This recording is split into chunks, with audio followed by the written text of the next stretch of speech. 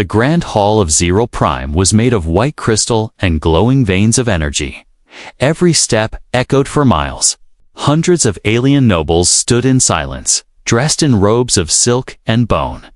The throne, at the far end, sat the princess of the Varelian Sorella, the untouchable daughter of the stars. Guards stood like statues beside her, armed with pulse spears and blades curved like scorpion tails. No one spoke. No one dared except him.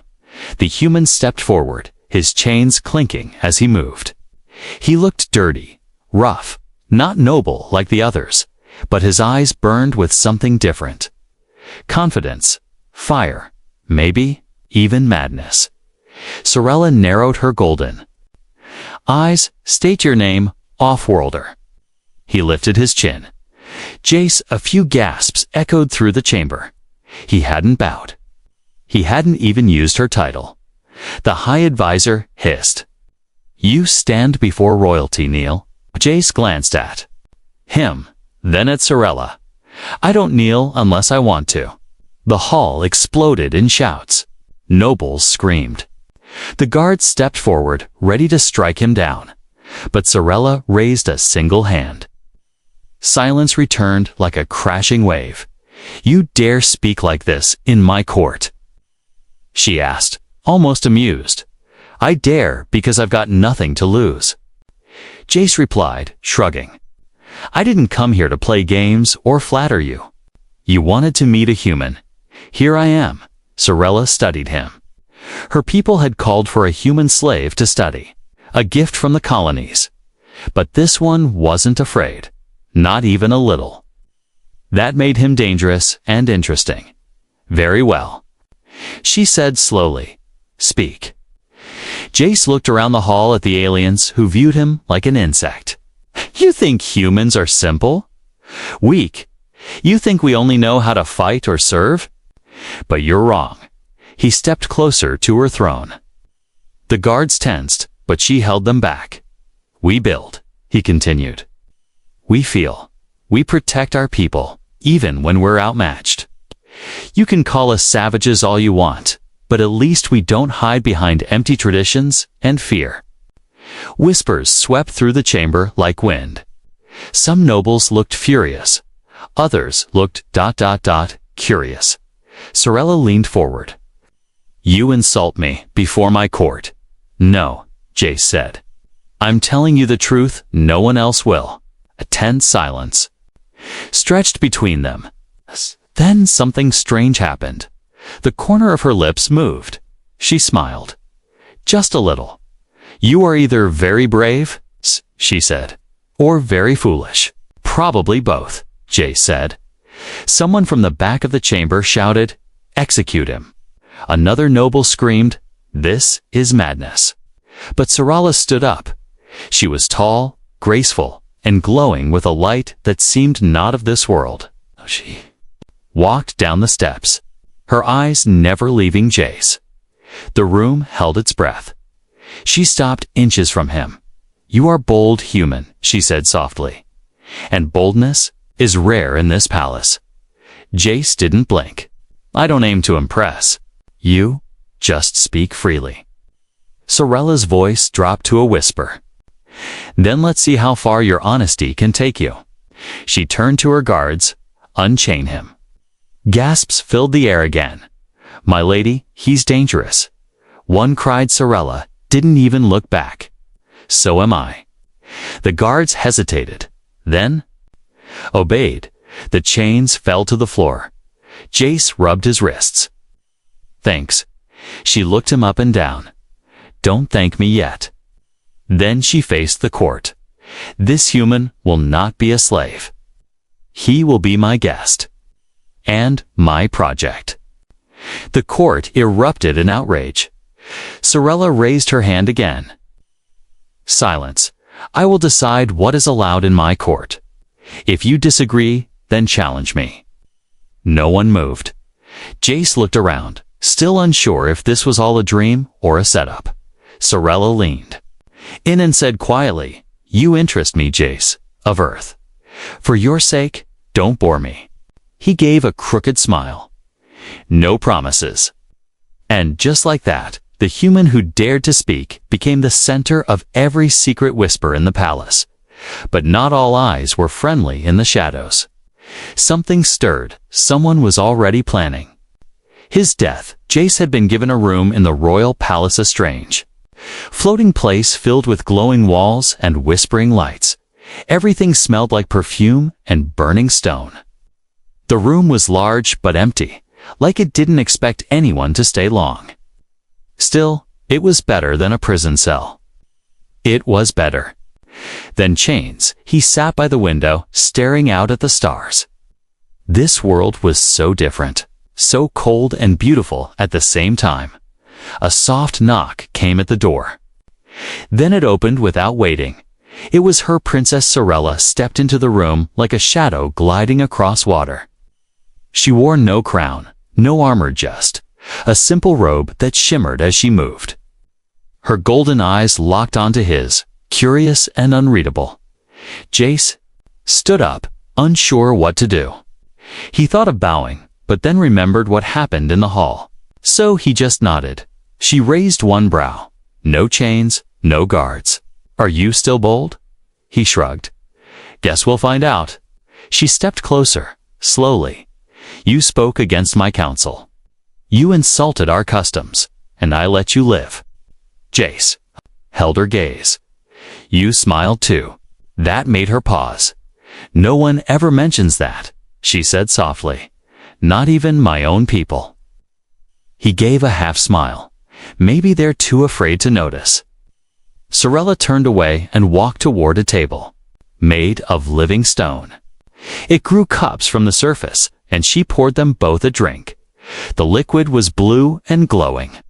She handed him one. He reached for it. Then everything happened fast. The door slammed open. 2 guards stormed in, weapons drawn. Stop, you cannot. Touch her, Jace froze. Sorella raised one finger. Enough. The guards hesitated, but didn't lower their weapons. She is royal blood, one growled. No outsider can make skin contact. Jace looked confused. I didn't know. I just took the drink. You reached for her hand, the other. Accused Jace glanced at Sorella. Did I?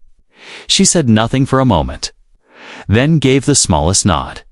Yes, she whispered. He did. The guards surged forward, ready to strike. But she held up her hand.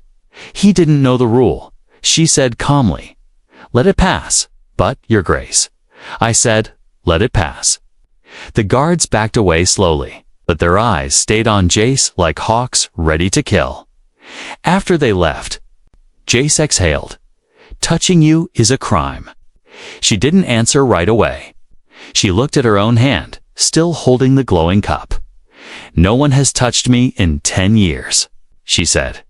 Not even by accident. Not even by family. Jace sat down slowly. That's lonely. She turned toward him, eyes sharper now. Is it? Or is it safe? He didn't respond. Sorella walked to the window and stared at the stars. I was raised to be untouchable, to lead without flaw. Emotion was weakness. Touch was danger. But you're still a person, Jace said. A real one. You laugh, don't you? Not often, she whispered. There was silence. A thick, strange silence that felt heavier than all the guards combined. Then Jace stood up and walked to the window beside her. I'm not trying to cause problems, he said. But if you don't want me here, just say it. She turned to him, eyes locked on his face. I didn't invite you to hurt you. I want to understand you. Humans are strange. You're loud, rough, emotional. But you are real. Jace chuckled. Thanks, I guess. Sorella tilted her head. And you don't fear me. I've seen worse things than a pretty alien with guards. Her eyes widened slightly. You think I'm pretty? Jace blinked. Did I say that out loud? She smiled. It was the second time he had seen it. And just like before, it changed her face completely. She looked younger, softer, almost human. "I should go," she said, turning toward the door. Jace nodded. "Sure, but..." Before she left, she paused. "If you had touched me on purpose," she said, "you would be dead." He looked into her eyes. "Good thing I didn't." She nodded once, then disappeared into the hallway, leaving him alone again. But Jace didn't feel alone. Something had shifted. She hadn't come to threaten him. She came to see him, and now she was watching, from shadows, from silence, from a throne too heavy for her to carry alone. Rain fell gently on the city of crystal domes.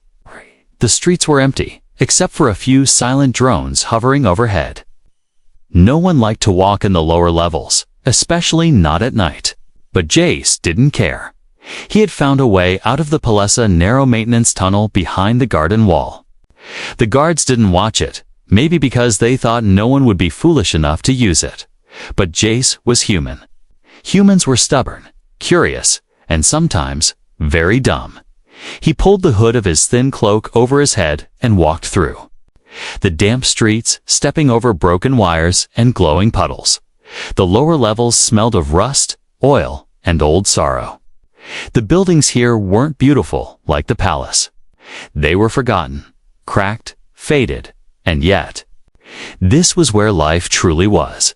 Jace passed small shops made of scrap, food stands powered by old solar panels, and homes built from pieces of ships.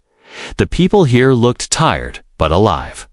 Alien children ran barefoot through the streets, laughing. An old vendor called out in a hoarse voice, offering fried lizard meat.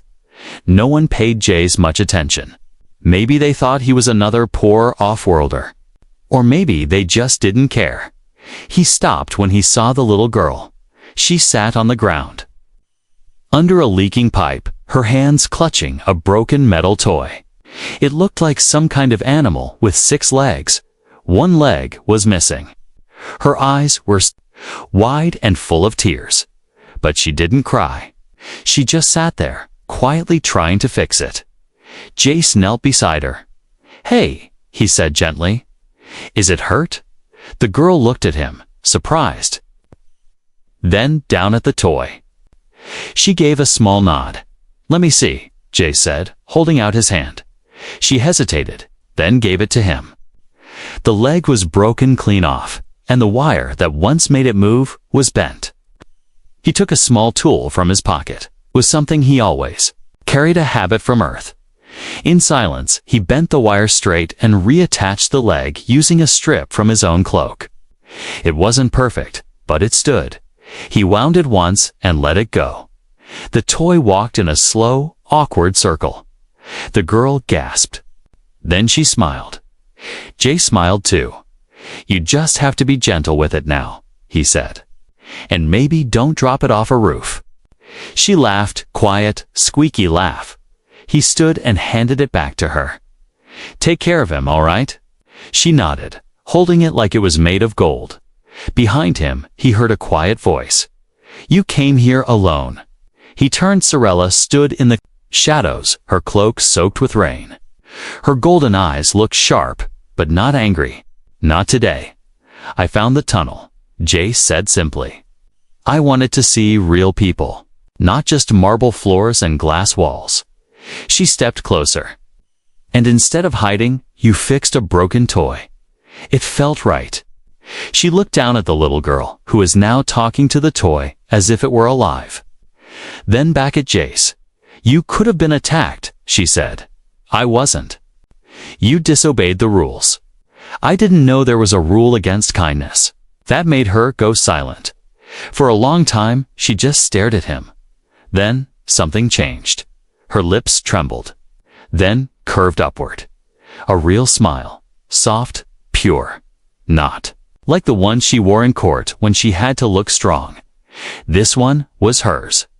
"You're strange," she said. "I get that a lot." She looked up at the sky. "When I was a child, I used to come here too. But I was always hidden behind guards and glass. I never touched the streets. I never spoke to anyone." Jace nodded. "You missed a lot." "I know." They walked together in silence, the rain washing the dust off their shoulders. The people around them didn't bow. They didn't kneel. Most didn't even look. And Sorella, she liked it. For the first time in her life, she felt like a person, not a symbol, as they turned to leave. The little girl ran up and handed Sorella a small metal ring. "It's for your hand," she said shyly, "so you don't forget us." Sorella took it gently. "I won't." That night, back in the palace, she placed the ring on her bedside table.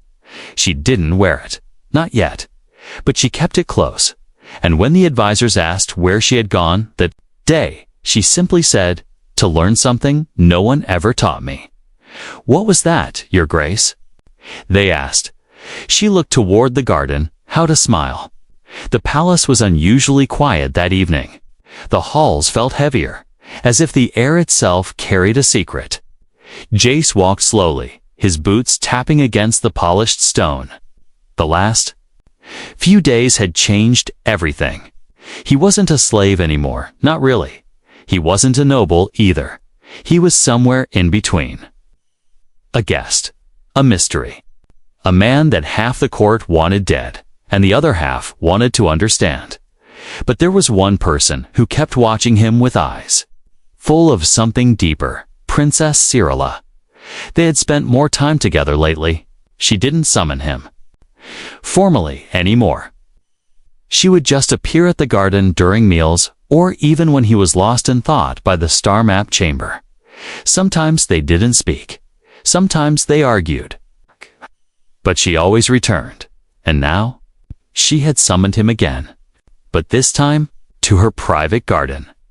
Jace didn't even know royalty had private gardens. He followed a path lit by floating lanterns, each one pulsing with soft blue light. The walls shimmered like liquid glass, and strange flowers opened as he passed, releasing glowing dust into the air. It was beautiful. Quiet. Too quiet. He found her standing by the edge of a pond, looking down at her reflection. Her cloak was deep, violet, and her long hair fell in waves down her back. She didn't turn when he arrived. "You came," she said. "You asked," Jace replied. "I wasn't sure you would." He stepped closer. "Why? Because you never do what people expect." "That's kind of my thing," he said with a smirk. She turned to face him. Her expression was unreadable, calm, serious, but not cold. "Not this time. I've been thinking," she said, "about you, and about this planet." Jace crossed his arms. "Is this going to be a lecture?" She ignored his tone. "Do you understand how rare it is for someone like me to smile? To laugh? I've seen it." She gave a small nod. "You caused it. That's dangerous. Smiling is dangerous. For someone like me, yes." He didn't speak, waiting for her to explain. Sorella stepped away from the pond and walked toward a small bench. She sat down slowly, then looked up at him. "I was raised to rule, to command. My choices were made for me before I was even born. Who I would marry, who I could trust, what I could say in public, everything." "That sounds like a prison," Jace said. "It was," she whispered. Another silence passed. Then, softly, she said, "But then, you happened." Jace raised an eyebrow. "Is that a good thing or a bad thing?" She looked into his eyes. "That's what I'm still trying to decide." He chuckled. "Fair enough." Sorella took a breath. Her voice lowered. "I've watched you, not just here, but in the city. With the people, you don't pretend. You don't flatter. You treat everyone the same, no matter their blood or species. I treat people how I want to be treated." She nodded slowly. "Then let me ask you something." "Serious?" Jace frowned. "Go ahead." She stood up, her hands clasped in front of her. She took a step closer. "If I asked you to stay, not as a guest, but as something more, would you?" He blinked. "What do you mean?" She hesitated, then said it plainly. If I asked you to marry me, would you accept? The words hit the air like thunder. Jace stared at her. For a second, he thought it was a joke, a test, some alien royal game.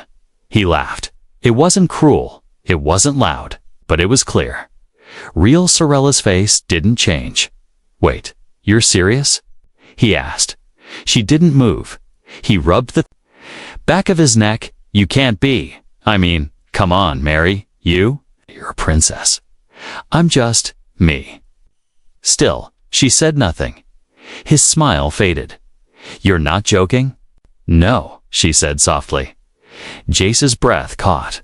The air felt heavier now. He looked at her again, really looked. She wasn't smiling. She wasn't playing. She had offered him something real, and he had laughed.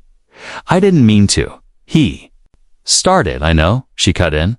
You thought it was absurd. No. I wasn't ready for that. Sorella turned away, walking back to the pond. Her hands were shaking. Just a little. I'm not like others, she said. I don't know how to flirt. I don't speak in riddles. When I feel something, I say it. Jace moved toward her. Sorella, listen. I don't want your pity, she said quickly. I don't need you to say yes. He stood beside her now, watching her face in the water. I laughed because I thought I was being mocked, he said. Because I never imagined someone like you would ask something like that. She looked at him, her eyes sharp, and now Jace took a slow breath. Now I don't know what to think. She stepped back, keeping her gaze on him. Then think. Fast. The council will hear of this.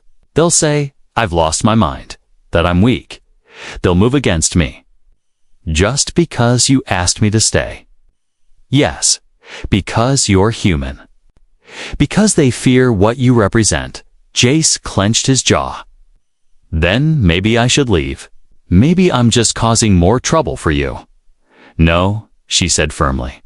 You're the only one who ever made me feel real, like more than a symbol, a T. Swallowed hard. You don't even know me that well. I know enough, she whispered. The pond shimmered with falling stars above. The wind picked up. Something old and powerful stirred in the air between them. Give me time, Jace said softly. Please. Sorella nodded, but her voice was distant. Time is a luxury I may not have. He stepped closer. Then I won't waste it. They stood there in silence, the human and the alien princess, caught between duty and something deeper, and in the shadows of the palace. Far from the glowing garden, eyes were watching. Enemies were planning. The idea of Sorella marrying a human wasn't just shocking, it was dangerous. To some, it was a declaration of war, and the first move was already in motion. The twin moons of Zyril Prime were full that night. They cast a cold silver glow over the palace gardens, making the plants shimmer like glass. It should have been peaceful. It should have felt safe. But something was wrong. Jace walked slowly between the tall flowers and crystal trees, his mind heavy. He hadn't slept well since Sorella's offer. Her words kept replaying in his head. I asked you to marry me. Would you accept? He had laughed. Not out of cruelty, but shock. Still, the hurt in her eyes was real. She had opened her heart. And he hadn't been ready. Now, things were changing. Faster than he could control. He didn't know what to do. But he knew one thing: he needed air. Space. Time to think. So, he came to the garden. It was quiet, except for the soft hum of glowing vines and the gentle splash of water from the nearby fountain. The smell of alien flowers filled the air. It should have calmed him. But that feeling, that crawling sense on the back of his neck, wouldn't go away. He turned. No one was there. But something was. Jace kept walking, pretending he didn't notice. His footsteps were slow, careful. He passed under a curved stone arch, his hand brushing the wall. He felt a groove, a rough cut, fresh. Someone had been here. Recently? Then he saw it. A shadow too fast to be wind, too silent to be natural. He stopped beside the central tree. Its bark was black as night, its leaves glowing faint blue, and then movement. He ducked, a blade sliced through the air where his neck had been. Jace rolled and scrambled backward as a tall figure in dark armor stepped from the trees. The figure wore no crest, no symbol, just smooth black metal and glowing red eyes. An assassin.jac didn't think. He grabbed a branch and swung it at the attacker. It shattered like glass. The assassin lunged again. Jace barely dodged, the blade cutting his sleeve, drawing blood from his arm. Pain flared, but he didn't stop moving. He grabbed a garden lantern and smashed it into the assassin's face. Sparks exploded and the figure staggered. Jace ran. His breath was heavy. His heart pounded in his chest. He darted through the garden, looking for help, for guards, for anyone. Then he saw the second shadow. Too late, another assassin stepped from the side, striking him across the ribs. Jace hit the ground hard, coughing, groaning in pain. The first attacker was behind him now. He was trapped. Both closed in. Their blades gleamed under the moonlight. Jace's hands scrambled in the grass, searching anything his fingers closed around a stone. Small, sharp. The first assassin lunged. JSC rolled and stabbed upward. The stone hit the soft part under the Joe metal, cracked. The figure jerked back, stumbling. Jace turned and kicked the other one in the leg. The blow made them stumble just enough. Then, a sound sharp and electric. A burst of light, a body dropped. Beside him, lifeless, Jace blinked. The second assassin stood frozen. A spear of golden energy burst from their chest, behind them. Sira La, she stood with her hand outstretched, palm glowing with raw power. Her eyes blazed. She looked like fire and fury wrapped in silk. The assassin collapsed at her feet. She rushed. To Jace, "You're hurt." "I've had worse," he said, gritting his teeth. She knelt beside him, her fingers pressing against his arm. "This is my fault," she whispered. "I should have known they'd come." "Who are they?" Jace asked, wincing as she wrapped cloth around his wound. "Royal assassins," she said, "sent by the council. Or maybe even someone closer. They want me dead because of you? Because I chose you," she said. "Because I dared to feel something for someone not born into our stars." Jace looked up at her, sweat on his brow. "You saved me." "You saved yourself first," she replied. "I just ended it." Their eyes met. For the first time, Jace saw her not as a princess, not as royalty, but as someone who had risked everything to protect him. And he realized he would do the same for her. Guards finally arrived. Too late. They stared at the bodies, at the broken glass and blood, and said nothing. Sorella stood and ordered them to carry Jace to the healing chambers. "No one touches him but me," she said. The guards obeyed later in the quiet of the healing chamber. Jace lay on a floating bed, his arm wrapped in glowing bandages. Sorella sat beside him, silent. He broke the silence. "I wasn't ready for what you said," he told her. "But I didn't mean to hurt you. I know," she said softly. "I thought I was just a guest. Maybe something temporary. I never thought I could matter here." She reached out and touched his hand.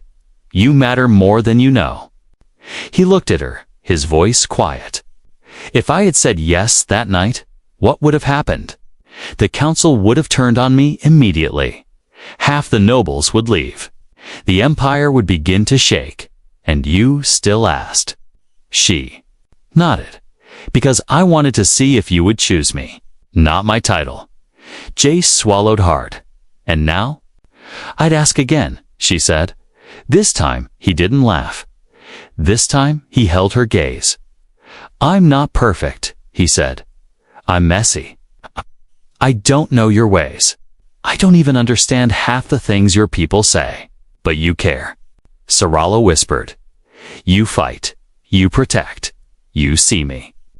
He took her hand. I'm still scared, he said. But if you ask me again, I won't laugh. Sarala smiled, just a little. Then I will. And in that quiet room, with wounds, still fresh and blood still drying, a choice was made. Not by a council, not by laws or power, by two hearts, one human, one alien. And somewhere in the dark corners of the palace, another plan began to form. Because if the princess truly chose the human, the empire would never be the same again. The royal court of Zero Prime had never been so full. Every noble house, every advisor, every commander stood packed shoulder to shoulder beneath the domed ceiling of the grand hall. The walls pulsed with tension. The air felt tight and hot. Rumors had already spread like fire. The princess had chosen a human, and today she was going to make it public. JC stood just outside the chamber, dressed in formal robes that didn't feel like his own. They were royal blue, stitched with golden thread. He pulled at the collar for the 10th time. It was stiff and uncomfortable, like wearing someone else's skin. Behind him stood two guards, not to protect him, but to watch him, just in case he forgot his place. He wanted to laugh or run. Instead, he waited. The heavy doors creaked. Open Sarala stood at the far end of the hall, tall and proud on the silver steps of her throne. Her robe flowed like water, a deep violet that shimmered with every movement. A crown of starlight hovered above her head. Her expression was calm, unreadable, but her eyes found him the moment he entered. Bring the guest forward, one of the advisors said coldly. Jace stepped into the hall. Hundreds of alien eyes followed him. He could feel the weight of their judgment. Whispers moved like smoke through the crowd. He's the one. A human? Is this a joke? But Jace kept walking. Step by step, past nobles who looked at him like a disease. He stopped a few feet from Sarala and bowed slightly. He didn't kneel. He had promised himself that much. Sarala looked down at him. Her voice was clear and strong. This is Jace of Earth. He stands here today, not as a servant, but as a choice. A ripple of outrage ran through the hall. A high noble stepped forward, face red with anger. Your Highness, this is madness. A human cannot sit beside the royal bloodline. This defies all tradition. Another added, you insult every house that has pledged loyalty to your throne. Sarala raised her hand, and silence fell again. You speak of tradition, she said, but I speak of truth. No noble here made me smile when I thought I'd forgotten how. No noble stood beside me without fear. No noble nearly died because of their closeness to me. Her voice echoed now, sharp and beautiful. I choose Jace, not because he is powerful, not because he was born to royalty, but because he is the only one who saw me as more than a throne. Gasps filled the chamber. One noble shouted, you would throw away 1,000 years of royal blood for him. Sarala's voice turned to steel. Yes. The hall erupted. Screams, shouts, arguments. Some nobles stormed out. Some drew weapons. Others begged her to reconsider. But Sarala stood unmoved, and Jace just watched. In awe, she was no longer just the princess. She was something more. A storm in royal skin than the High Counselor. An ancient man with silver skin and black robes stepped forward. If you do this, princess, you will divide the empire. The outer colonies will rise in rebellion. You will spark a war. Sarala nodded slowly. Then, so be it. His voice turned dark. We cannot allow this. The moment hung in the air, and then chaos. The guards who had been watching Jace drew their blades. Jace turned, heart racing. They lunged. Sarala moved faster than anyone expected. Her palm lit up with power, blasting one guard across the hall. The other charged Jace, blade raised. Jace ducked, grabbed a broken staff from the floor, and swung. The weapon cracked against the guard's armor, knocking him sideways. More guards rushed in. Some for Jace, some for Sorella. Some confused, but not all, joined the attack. A commander stepped in front of Jace. "Stand behind me. Human." Jace blinked. "What? I serve the princess. I will not raise my weapon against her will." Other guards joined him, forming a shield. Sorella's voice cut through the chaos. "Enough." A burst of golden light exploded from her body, knocking everyone back. Silence followed. Bodies groaned on the floor. Swords lay scattered. The hall was in ruins. She turned toward the council. "This is the future. If you cannot stand beside me, then step aside." Some nobles left. Others stayed, silent, broken, and Jace stood beside her. Not as a prince, not as a servant, but as her choice. That night, a palace was locked down. Rumors spread faster than fire. Some noble houses swore loyalty to Sorella. Others declared her unfit to rule. Small skirmishes broke out in the colonies. Troops were moved, ships launched, borders tested. The empire was cracking, all because of a single choice. Inside the royal chamber, Jace sat with Sorella, both silent. Her hand rested on his. They didn't speak about the war. Not yet. There was only one question in the room. "Are you still afraid?" she asked. "Yes," Jace said honestly, "but I'm more afraid of losing you." She looked at him. "You've already given me more than I ever thought possible."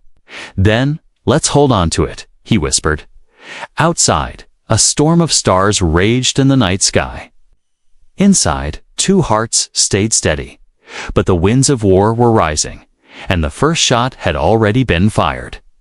The stars burned bright over Zyril Prime. The sky was clear, the twin moons shining like silver shields above the palace. But peace was nowhere to be found. War had spread across the outer colonies. Noble houses had split, some loyal to Princess Sorella, others rising in rebellion. Trade routes were cut. Ambassadors vanished. Military fleets circled the borders, waiting for a signal to strike. The empire was balanced on the edge of a blade, and at the center of it all stood a human. Jace. He hadn't asked for any of this. He had come as a prisoner. Then he became a guest, then a friend. Now he was something else, something more, a future prince. If the wedding happened, he stood alone in a quiet chamber, dressed in ceremonial robes of dark gold and black. His hands trembled as he looked into the mirror. Not because he was afraid to marry Sorella. It made his choice. He was afraid of what the galaxy would do next. Behind him, the door opened. General Renell, the commander who had once tried to have him removed from the palace, stepped inside. "They're ready," he said. Jace turned. "And the rebels? They're watching," Renell replied. Some in silence, some in anger. "Are they planning to stop it?" "No," the general said. "They're planning to wait, to see if this is real." Jace nodded. "Then let's show them it is." In the Grand Dome, millions watched. Some sat in the silver seats circling the platform. Others watched from across the stars through screens, through drones, through secret channels. Even the rebels tuned in, their warships quiet for the first time in weeks. The ceremony was held at the heart of the capital. It was older than any living being, carved from stone that once fell from the sky. The Dome of Vows was never used lightly. Only rulers of the highest honor had stood upon its golden floor. Now, a human was walking across it. When Jace stepped into the light, the crowd gasped. Not because he was beautiful or noble, but because he was real. The galaxy had seen pictures, heard rumors. But now, they saw him for themselves. He was not a prince, not a soldier, not even a polished diplomat. He was just Jace. And then she appeared, Princess. Sorella entered from the opposite side, dressed in flowing robes of silver and blue. Her crown hovered above her head, glowing softly. Her face was calm, her steps steady. But her eyes found Jace's hand for a moment. Nothing else mattered. The high priest stood between them, a figure cloaked in white. His voice echoed through the dome. "Two souls, divided by blood, united by choice," he said. "This is no ordinary bond. This is a vow against fear, against war, against the weight of old ways." He turned to Sorella. "Princess of the Stars, do you accept this man born of Earth, chosen by your heart, as your equal?" "I do," she said, without hesitation. He turned to Jace. "Human of Earth, do you accept this woman born of royalty, tempered by courage, as your equal?" Jace looked at Sorella. The one who had challenged her people, risked her throne, and broken every rule to stand beside him. "I do," he said. The priest raised his hands. "Then let it be known. A cross. All stars, all systems, all time, these two are bound." A wave of light burst from the center of the platform, rising into the sky like fire. The dome's ceiling opened, revealing the endless stars above, and in that moment, everything changed. Some cheered, some wept, some screamed, but no one looked away. In the following days, the galaxy trembled. The rebellious noble houses were split. Some backed down, unwilling to oppose a princess who had the support of millions now. Common people, workers, off-worlders, they had seen Sorella choose a human. And in that choice, they saw hope. Hope that blood didn't define worth. Hope that love could be more powerful than law. Hope that the empire could change. Sorella took the throne. Weeks later, not just as princess, but as queen. And Jace stood beside her, not as a king, but as a partner. He never wore a crown. He never wanted one. But he was present at every council, every decision, every crisis. And slowly, even the coldest hearts began to see him as more than a stranger. They began to see him as part of something new. Of course, peace didn't come easily. Some rebel factions held on. Some planets refused to accept a human as royal blood. But war never returned to full flame, because everywhere Sorella and Jace went, they brought something stronger than fear. They brought unity. One night, long after the wedding, they stood on the palace balcony, looking out at the stars. Sorella leaned against him, her voice quiet. "Do you ever regret it?" Jace shook his head. "Never." She smiled, even after everything. The threats, the danger, the madness. He turned toward her. "Because of everything, you were worth it." She reached into her robe and pulled out something small. It was the metal ring. The one the alien child had given her in the lower levels, long ago. "I kept it," she whispered, "because that was the first time I ever felt like more than a symbol." He took her hand and slid the ring onto her finger. "You'll never be just a symbol to me." They stood there in silence, holding each other. The stars burned on, and the galaxy, slowly but surely, began to change. Not because of war, not because of power, but because one human looked at a princess and said, "I see you."